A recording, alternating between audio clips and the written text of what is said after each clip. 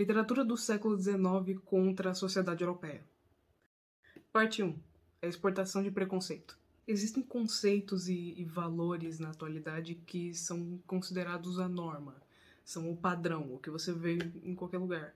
E isso é uma verdade tão antiga que às vezes é considerado um intrínseco da humanidade. O problema com esses valores é que a existência desse normal implica a existência desse anormal. De onde veio essa noção de que o hétero, que o cis, que o binário, a existência de dois, mulher e homem apenas? De onde veio essa noção de que esses são os costumes ideais, os costumes normais? Cada um desses valores são valores cristãos, valores europeus, não é uma surpresa dizer.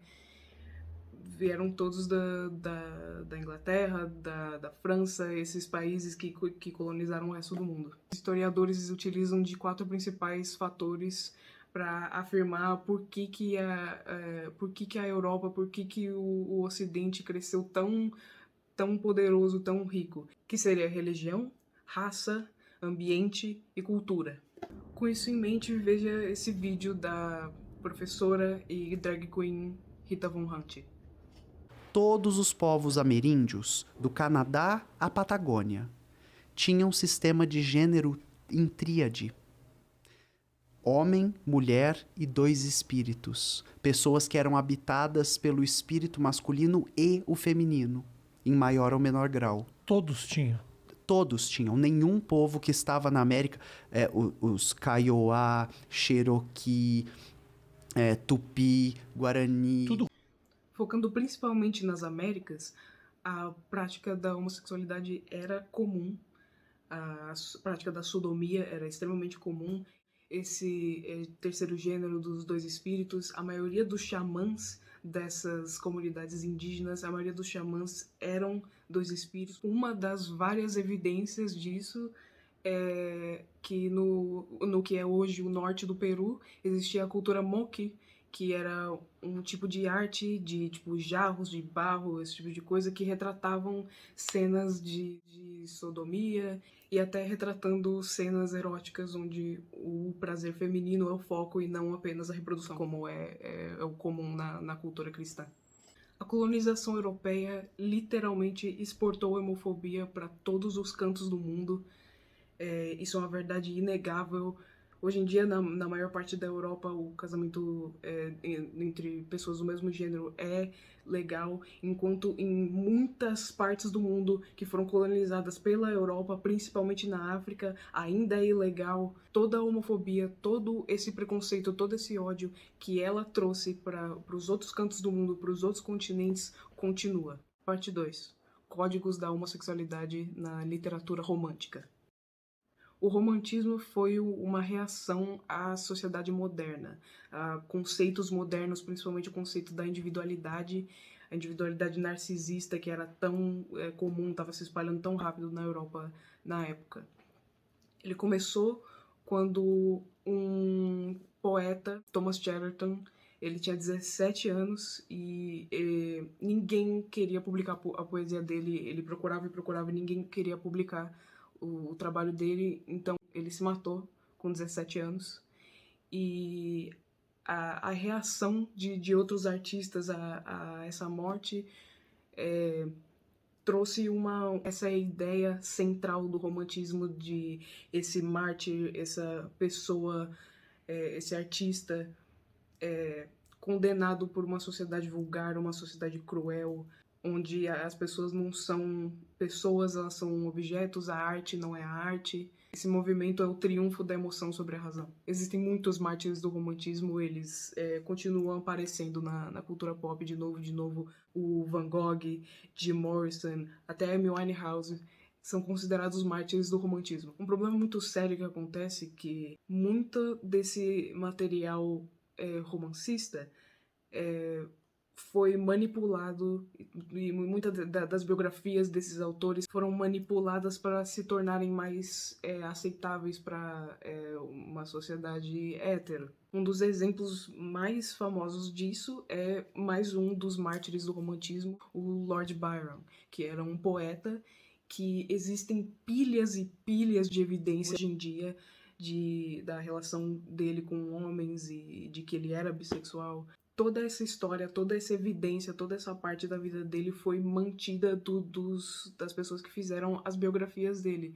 Um dos livros mais notórios que conseguiu passar embaixo desse radar, dessa censura da sociedade europeia foi o livro Retratos de Dorian Gray, escrito por Oscar Wilde. O autor desse livro, Oscar Wilde, era um homem abertamente homossexual. Ele tinha o seu amante Alfred Douglas, mas o único livro de verdade que ele publicou foi o Retrato de Dorian Gray, que é sobre esse pintor que faz um retrato desse homem, desse jovem, e o amigo desse pintor, o Lord Henry, convence o Dorian Gray, o homem que está no retrato, de que ele é lindo e ele é jovem e é só isso que ele tem na vida dele. Ele não é inteligente, ele não tem mais nada. E convence ele de que assim que ele perder a beleza, assim que ele perder a juventude, ele não vai ser nada. Então, o Dorian deseja em voz alta de que ele continuasse jovem e bonito para sempre e que quem envelhecesse fosse o retrato. E isso acontece. Dentre esses códigos existentes nesse livro, está muito presente o esteticismo, que era um movimento que o autor fazia parte. O ponto central do começo do livro é o pintor, que chama Basil. Ele se torna tão obcecado com o retrato que ele fez e com o Dorian. Basil se recusa a mostrar o trabalho dele em uma exposição porque ele tem medo de que as pessoas vão ver e vão perceber o quanto ele está apaixonado pelo Dorian. Tem uma parte do livro que o Lord Henry fala para ele: que extraordinário, eu pensei que você nunca se importaria com nada além da sua arte. E o Basil responde: ele é toda a minha arte para mim agora. Inconscientemente, para mim, ele define as linhas de uma escola que tem nela toda a paixão do espírito romântico e todo o perfeccionismo do espírito que é grego. Ele tenta constantemente dizer que esse amor que ele tem é meramente estético e não romântico, amoroso, nada. O autor está constantemente tentando explicar essa paixão e é por isso esse valor que um homem coloca em outro homem, é por isso que ele é visto como um código, porque o esteticismo é visto como um código em comunidades LGBT. O helenismo é muito importante no livro, esse valor da estética grega, do pensamento grego, da era grega, porque durante o domínio dos gregos no mundo, essa valorização da aparência masculina, do corpo, de ver um homem como arte, como lindo, era uma coisa normal, fazia parte da arte deles.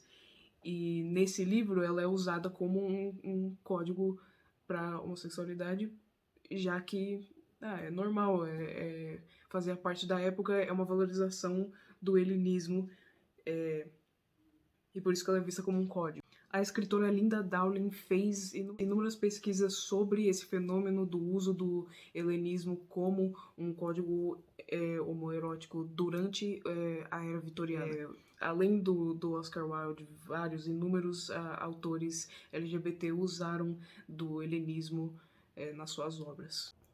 A pederastia, que é um elemento do helenismo, era quando homens gregos, chegando à maioridade, eles se juntavam com homens mais velhos para aprender sobre o mundo, e isso incluía relações sexuais e amorosas com esses homens. No livro, Lord Henry abraça o Dorian como se fosse um aluno.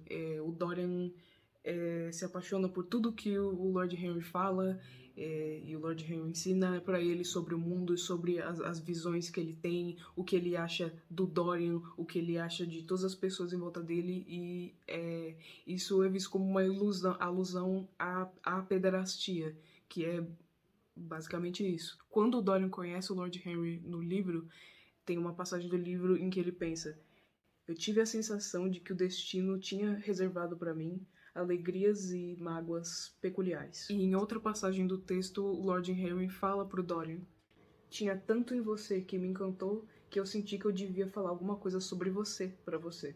Eu pensei que seria trágico se você fosse desperdiçado. Lord Henry tá perfeitamente consciente dessa relação dos dois e ele se vê na vida do Dorian como um professor. Em uma passagem do livro, o Lord Henry também expressa o desejo de se livrar dos maus do medievalismo. O período medieval que, notoriamente, era regido pela igreja rigidamente e pelo medo dela, colocando bem longe da sociedade essa compreensão helenista do homoeroticismo e da homossexualidade. O Oscar Wilde fez essa conexão de um jeito muito inteligente de mostrar esse desejo do Lord Henry de voltar a essa compreensão do período grego que não existia mais na era vitoriana. Essa sensação de curiosidade, esse uso do mistério e do segredo, esse uso de códigos, é muito importante na literatura LGBT histórica, porque ela literalmente exemplifica o que essas pessoas tinham que passar todos os dias vivendo em segredo. Parte 3. A literatura gótica e o monstro. A literatura gótica, e mais famoso ainda o terror gótico, é famoso por trazer essas imagens pitorescas e essas narrativas melodramáticas de medo e do desconhecido, de lugares obscuros, principalmente castelos. Eles têm como tema principal moralidade, filosofia e religião, e tem como um vilão uma criatura ou mesmo uma pessoa que representa algum tipo de tentação que o herói, o protagonista, tem que superar. Um dos livros mais famosos do movimento gótico foi Drácula, do Bram Stoker, que foi escrito só um ano depois que o Oscar Wilde foi preso por sodomia na Inglaterra. Assim como Lord Byron, o Bram Stoker teve muita da sua história apagada por historiadores que se livraram de muitos documentos que mostravam a história homossexual e principalmente a relação, a conexão que ele tinha com o Oscar Wilde. Esse tom específico de terror trazido nesse livro é causado pelas próprias emoções do Bram Stoker durante esse período muito notório da história LGBT, onde a suspeita era muito grande. Numa sociedade que valorizava a verdade, eles passavam a associar a verdade com o próprio bem. Então a suspeita era enorme, a investigação era enorme. Uma situação muito parecida com a que a gente vê em Drácula, onde toda a estrutura do livro parece ser baseada nesse desamparo reprimido contra uma ação perigosa em que todos os personagens parecem ter que escolher. Outro livro muito famoso do movimento gótico é Frankenstein, da Mary Shelley. Um livro onde um cientista cria vida em um laboratório e, depois de perceber que criou um monstro, rejeita sua própria criação, que foge e busca saber o porquê. A monstruosidade de Frankenstein pode ser vista não só como essa punição divina, mas também como uma rebelião da própria natureza que não se define pelo conhecimento humano, pela técnica, nem pela ciência. O monstro de Frankenstein é rejeitado pelo próprio criador, ele é chamado de monstro, de criatura, e visto como uma anomalia. E essa catalogação, esses rótulos que são colocados nele, são como o que acontece na vida real. A sociedade coloca nomes, ela rotula gays, ela rotula prostitutas, ela rotula pessoas de gênero ambíguo, boêmios, e ela afasta cada uma dessas pessoas, assim como o criador e como toda a sociedade afasta o monstro de Frankenstein. Tanto o monstro de Frankenstein quanto o Drácula desafiam esses nomes e esses rótulos que só existem não para te dar um lugar no mundo, mas para te limitar e para te condenar ao esquecimento. Nomear certos aspectos da humanidade como instintos leva à existência de instintos bons e instintos ruins. E essa discussão, essa análise da sexualidade de um ponto de vista meramente científico anula qualquer especulação, qualquer filosofia sobre a fluidez desse conceito e qualquer coisa que foge desses padrões que são considerados naturais e científicos é considerado anormal, é considerado uma anomalia. É por isso que por tanto tempo existiu a terapia de conversão, porque esses nomes fazem com que eles possam chamar o diferente, o fora do normal, de doença que precisa de tratamento. Então, o diferente, o outro absoluto, é tirado dele completamente toda a sua humanidade. Na literatura gótica, esse vilão, esse monstro, essa criatura, é sempre uma criatura que vem de longe e chega e traz morte, traz a desgraça, traz a maldição. Ela traz o impuro numa sociedade que busca tanto pelo puro. Trazendo à tona esse medo da era vitoriana na Europa, esse medo do diferente, medo do desconhecido, esse medo do puro sendo corrompido por alguém, por uma sedução. Esses personagens são claros códigos da vivência LGBT. O Drácula, que é imortal e é condenado a descobrir de novo, eternamente, descobrir a ele mesmo, descobrir que ele não pode viver em sociedade, porque ele é excluído dela. E o monstro de Frankenstein, que pede ao seu criador uma parceira, mas por causa da monstruosidade dele, ele é impedido de ter uma família. Conclusão. Sempre existiram muitos nomes, rótulos, identidades que servem para separar o normal e o aceitável do outro absoluto, do inaceitável, das anomalias. E é muito fácil se deixar levar por esses aprisionamentos, mas abaixar a cabeça para eles é a verdadeira anomalia. E eu vou ler um poema escrito pelo Oscar Wilde exatamente sobre isso, que chama Loucos e Santos. Eu escolho meus amigos não pela pele ou pelo arquétipo, mas pela pupila. Ela deve ter brilho questionador e tom incerto.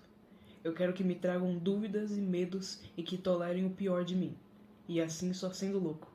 Eu tenho amigos para saber quem eu sou, e ao vê-los como palhaços e sérios, loucos e santos, jovens e velhos, eu nunca vou esquecer que normalidade é uma estéril e imbecil ilusão.